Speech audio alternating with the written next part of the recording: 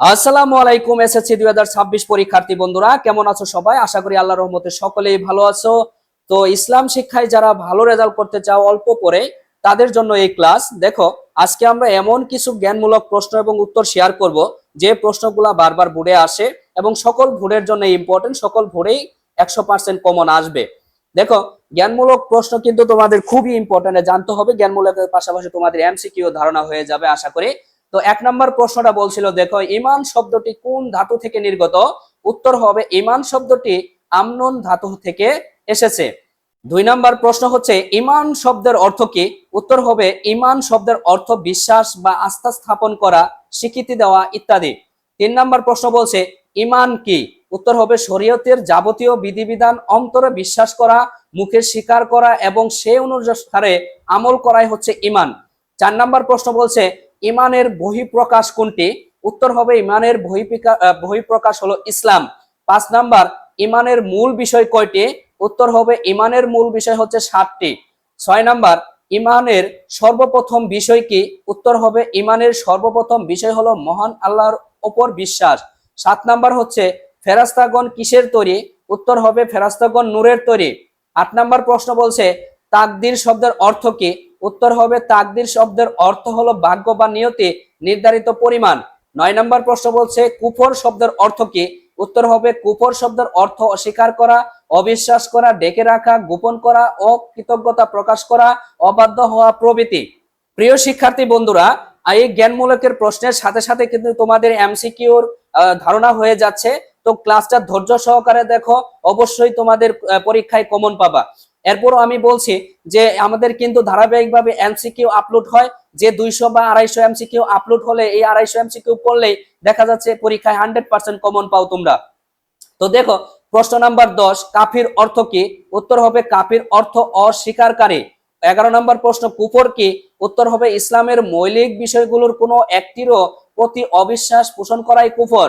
প্রশ্ন নাম্বার 12, কুফরের বিপরীত শব্দ কি? উত্তর হবে কুফরের বিপরীত শব্দ হলো ঈমান। 13 নম্বর প্রশ্ন, শিরক অর্থ কি? উত্তর হবে শিরক অর্থ অংশীদার সাব্যস্ত করা, একাধিক স্রষ্টা বা উপসাম্যে বিশ্বাস করা, উপাস্যে বিশ্বাস করা। 14 নম্বর প্রশ্ন হচ্ছে, শিরক কাকে বলে? উত্তর হবে মহান আল্লাহর সাথে কোনো ব্যক্তি বা বস্তুকে শরীক করা বা কিংবা তার সমতুল্য মনে করাকে শিরক বলা হয়। প্রশ্ন নাম্বার 15, শিরককারীকে কি বলা হয়? উত্তর হবে শিরককারীকে মুশরিক বলা হয়। প্রশ্ন নাম্বার 16, শিরকের বিপরীত শব্দ কি? উত্তর হবে শিরকের বিপরীত শব্দ হলো তাওহীদ। 17 নম্বর প্রশ্ন, নিফাক শব্দের অর্থ কি? উত্তর হবে নিফাক শব্দের অর্থ হচ্ছে ভণ্ডামি, দ্বিমুখী বা প্রতারণা ইত্যাদি। 18 নম্বর প্রশ্ন, নিফাক কি? উত্তর হবে অন্তরে কুফর ও অবাধ্যতা গোপন করে মুখে ইসলামকে স্বীকার করাই হলো নিফাক। 19 নম্বর প্রশ্ন বলছে, মুনাফিকের চিহ্ন কয়টি? উত্তর হবে মুনাফিকের চিহ্ন হচ্ছে 3টি। শিক্ষার্থী বন্ধুরা, তোমরা আমার সাথে প্রশ্নগুলো একদম নোট করে ফেলো, অথবা একটু ক্লাসটা বারবার একটু দেখে এগেইন দেখে তোমরা মুখস্থ করে নাও ভালোভাবে। ইনশাল্লাহ 100% কমন পাবে, এর বাইরে কোনো জ্ঞানমূলক প্রশ্ন আসবে না তোমাদের। দেখো, প্রশ্ন নাম্বার 20, রিসালাত শব্দের অর্থ কি? উত্তর হবে রিসালাত শব্দের অর্থ বার্তা বা চিঠি পৌঁছানো, পয়গাম, সংবাদ বা কোনো ভালো কাজের দায়িত্ব বহন করা। 21 নম্বর প্রশ্ন বলছে, রিসালাত কাকে বলে? উত্তর হবে নবী রাসূলগণ কর্তৃক মহান আল্লাহর পবিত্র বাণী মানুষের কাছে পৌঁছে দেওয়ার দায়িত্বকে রিসালাত বলে। 22 নম্বর প্রশ্ন, সর্বশেষ নবী রাসূলের নাম কি? উত্তর হবে সর্বশেষ নবী রাসূলের নাম হচ্ছে হযরত মুহাম্মদ সাল্লাল্লাহু আলাইহি সাল্লাম। দেখো, 23 নম্বর বলছে, খতমে নবুয়ত অর্থ কি? উত্তর হবে খতমে নবুয়ত অর্থ হচ্ছে নবুয়তের সমাপ্তি। 24 নম্বর প্রশ্ন বলছে, খাতামুন শব্দের অর্থ কি? উত্তর হবে খাতামুন শব্দের অর্থ হচ্ছে সমাপ্তি বা শেষ। 25 নম্বর, আখিরাত কাকে বলে? উত্তর হবে মৃত্যুর পরবর্তী জীবনকে আখিরাত বলে। 26 নম্বর প্রশ্ন, পরকালের প্রবেশের প্রধান দরজা কি? উত্তর হবে মৃত্যুকে পরকালের প্রবেশের প্রধান দরজা বলা হয়। 27 নম্বর, কবর কি? উত্তর হবে মৃত্যুর পর থেকে পুনরুত্থানের সময় পর্যন্ত যেখানে অবস্থান করা হয় তাই কবর। 28 নম্বর হচ্ছে, কবরের জীবনের অপর নাম কি? উত্তর হবে কবরের জীবনের অপর নাম হচ্ছে বারজাক। 29 29 29 নম্বর, হাসর শব্দের অর্থ কি? উত্তর হবে হাসর শব্দের অর্থ হচ্ছে মহাসমাবেশ। 30 নম্বর প্রশ্ন বলছে, মিজান কাকে বলে? উত্তর হবে হাসরের মাঠে মহান আল্লাহ মানুষের পাপ পুণ্য হিসাব করার জন্য যে পাল্লা প্রতিষ্ঠা করবেন তাকে মিজান বলা হয়। 31 নম্বর, সিফাত কাকে বলে? উত্তর হবে হাসরের ময়দান থেকে জান্নাত পর্যন্ত জাহান্নাম উপর দিয়ে যে চলমান সেতু স্থাপন করা হয় তাকে সিরাত বলে। শাফায়াত কাকে বলে? কল্যাণ ও ক্ষমার জন্য আল্লাহ তাআলার নিকট নবী রাসূল ও নেক বান্দাদের সুপারিশ করাকে সাফায়াত বলে। জান্নাত কি? জান্নাত হচ্ছে পরকালীন জীবনের পুণ্যবানদের জন্য পুরস্কার স্বরূপ মহান আল্লাহ যে আরামদায়ক স্থান তৈরি করে রেখেছেন তাই হলো জান্নাত। নার কি? উত্তর হবে জাহান্নামের আরেক নাম হচ্ছে নার বা আগুন। উত্তর 35 নম্বর প্রশ্ন, শরীয়ত কি? উত্তর হবে শরীয়ত হলো এমন সুদীর ও সুস্পষ্ট পথ যা অনুসরণ করলে মানুষ সুষ্ঠু ও সুন্দর ভাবে নিজ গন্তব্যে পৌঁছাতে পারে। 36 নম্বর প্রশ্ন, শরীয়ত কাকে বলে? উত্তর হবে ইসলামিক কার্যনীতি বা জীবন পদ্ধতিকে শরীয়ত বলা হয়। 37 নম্বর, শরীয়তের উৎস কয়টি? উত্তর হবে শরীয়তের উৎস হচ্ছে 4টি। 38 নম্বর প্রশ্ন, তেলাওয়াত কি? উত্তর হবে কোনো কিছু পাঠ করা, আবৃত্তি করা ও পড়া বা অনুসরণ করাই হচ্ছে তেলাওয়াত। প্রিয় শিক্ষার্থী বন্ধুরা, তোমরা যারা এখনো চ্যানেলটি সাবস্ক্রাইব করো নাই তাহলে তোমরা দ্রুত চ্যানেলটি সাবস্ক্রাইব করে নাও, লাইক দাও, কমেন্ট করো এবং বন্ধুদের শেয়ার করো। 39 নাম্বার, নাজিরা তেলাওয়াত কি? উত্তর হবে কোরআন মজিদ দেখে দেখে তেলাওয়াত করাই হলো নাজিরা তেলাওয়াত। প্রশ্ন নাম্বার 40, শানে নজুল কি? উত্তর হবে শানে নজুল হলো আল কুরআন নাজিল বা অবতরণের কারণ বা পটভূমি। 41 নাম্বার, আদ-দুহা কোরআনের কততম সূরা? উত্তর হবে আদ-দুহা হচ্ছে কোরআনের 93তম সূরা। 42 নাম্বার প্রশ্ন দেখো, আদ-দুহা শব্দের অর্থ কি? উত্তর হবে আদ-দুহা শব্দের অর্থ কুরআন দিনের প্রথম ভাগ। 43 নাম্বার, সূরা আল ইনশিরাহ কোথায় অবতীর্ণ হয়েছে? উত্তর হবে সূরা আল ইনশিরাহ মক্কায় অবতীর্ণ হয়েছে। তারপরে 44 নাম্বার, সূরা আত-তিন কোরআন মজিদের কততম সূরা? উত্তর হবে সূরা আত-তিন পবিত্র কোরআনের 95তম সূরা। 45 নাম্বার, সূরা আত-তিন কোথায় অবতীর্ণ হয়েছে? উত্তর হবে সূরা আত-তিন মক্কায় অবতীর্ণ হয়েছে। 46 নাম্বার, আল মাউন শব্দের অর্থ কি? উত্তর হবে আল মাউন শব্দের অর্থ গৃহস্থালীয় প্রয়োজনীয় ছোটখাটো বস্তু বা নিত্য ব্যবহার্য বস্তু। 47 নাম্বার, সূরা মাউনে আল্লাহ কাদের বৈশিষ্ট্য বর্ণনা করেছেন? উত্তর হবে সূরা মাউনে আল্লাহ তাআলা কাফির ও মুনাফিকদের বৈশিষ্ট্য বর্ণনা করেছেন। 48 নম্বর, শরীয়তের দ্বিতীয় উৎস কি? উত্তর হবে শরীয়তের দ্বিতীয় উৎস হলো সুন্নাহ বা হাদিস। হাদিস কাকে বলে? 49 নম্বর প্রশ্ন, হাদিস কাকে বলে? রাসূল সাল্লাল্লাহু আলাইহি সাল্লামের কথা, কাজ ও মৌন সম্মতিকে হাদিস বলে। প্রশ্ন নাম্বার 50, হাদিস শব্দের অর্থ কি? উত্তর হবে হাদিস শব্দের অর্থ কথা বা বাণী। 51 নম্বর, কৌলি হাদিস কাকে বলে? উত্তর হবে রাসূল সাল্লাল্লাহু আলাইহি সাল্লাম এর পবিত্র বাণী সূচক হাদিসকে কৌলি হাদিস বলা হয়। 52 নম্বর, তাকরিরি হাদিস কি? উত্তর হবে রাসূল সাল্লাল্লাহু আলাইহি সাল্লাম এর মৌন সম্মতি বা অনুমোদন সূচক হাদিসই তাকরিরি হাদিস। 53 নম্বর, মারফু হাদিস কাকে বলে? উত্তর হবে যে হাদিসের সনদ রাসূল সাল্লাল্লাহু আলাইহি সাল্লাম পর্যন্ত পৌঁছেছে তাকে মারফু হাদিস বলে। 54 নম্বর, মাকতু হাদিস কি? উত্তর হবে যে হাদিসের সনদ তাবিঈ পর্যন্ত পৌঁছেছে তাকে মাকতু হাদিস বলে। 55 নম্বর, হাদিসে কুদসি কাকে বলা হয়? হাদিসে কুদসি কাকে বলা হয়? উত্তর হবে যে হাদিসের মূল কথা আল্লাহ তাআলার নিকট থেকে প্রাপ্ত মহানবী সাল্লাল্লাহু আলাইহি সাল্লাম নিজের ভাষায় তা উম্মতকে জানিয়ে দিয়েছেন তাকে হাদিসে কুদসি বলে। 56 নম্বর প্রশ্ন, সিহাহ সিত্তাহ কি? 56 নম্বর প্রশ্ন, সিহাহ সিত্তাহ কি? উত্তর হবে হাদিসের 6টি বিশুদ্ধ গ্রন্থকে একত্রে সিহাহ সিত্তাহ বলে। 57 নম্বর প্রশ্ন, শরীয়তের তৃতীয় উৎস কোনটি? উত্তর হবে শরীয়তের তৃতীয় উৎস হচ্ছে ইজমা। 58 নম্বর প্রশ্ন, ইজমা অর্থ কি? উত্তর হবে ইজমা অর্থ একমত হওয়া, ঐক্যবদ্ধ হওয়া, মতৈক্য প্রতিষ্ঠা করা ইত্যাদি। 59 নম্বর প্রশ্ন, ইজমা কাকে বলে? উত্তর হবে শরীয়তের কোনো বিষয়ে একই যুগের মুসলিম উম্মতের পূর্ণমান মুজাহিদগণের গবেষক উম্মেদ পোষণ করাকে ইজমা বলা হয়। 60 নম্বর প্রশ্ন দেখো, ইজমার ব্যবহারিক অর্থ কি?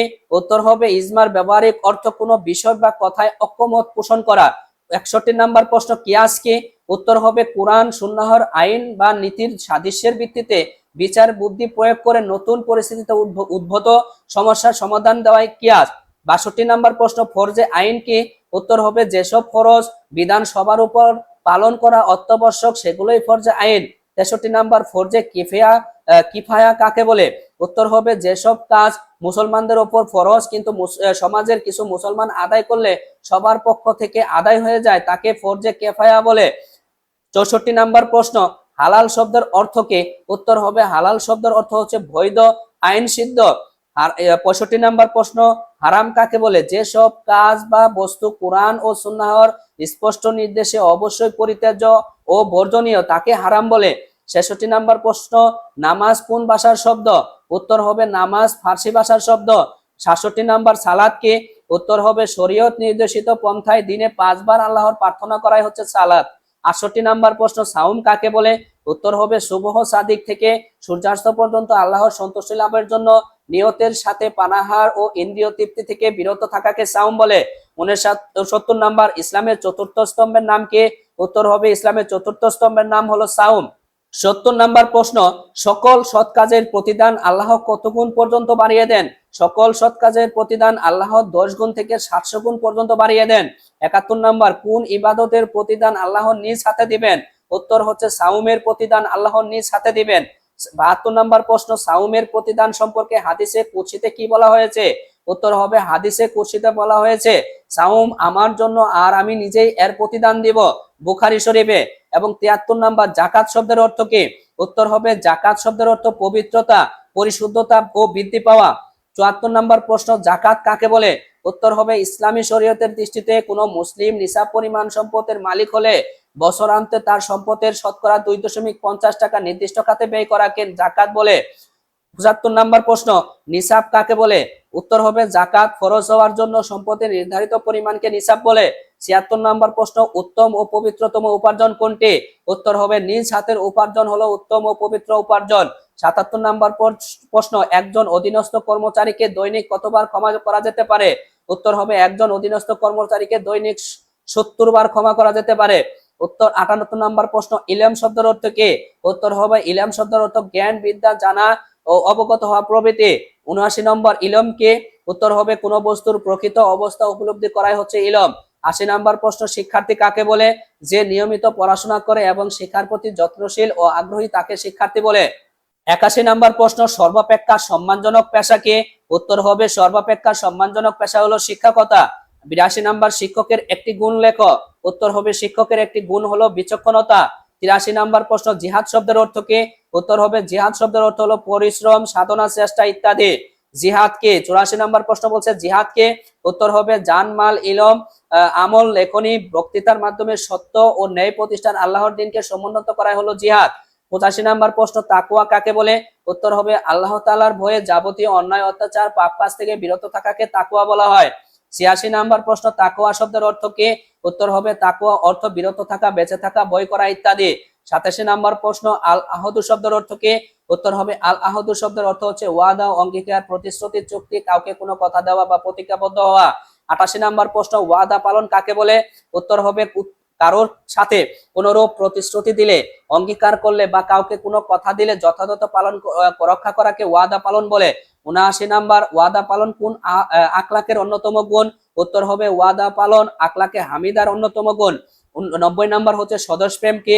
উত্তর হবে স্বদেশ প্রেমের প্রতি, স্বদেশের প্রতি মায়া মমতা আকর্ষণই হলো স্বদেশ প্রেম। 91 নাম্বার প্রশ্ন, কর্তব্য পরায়ণতা কি?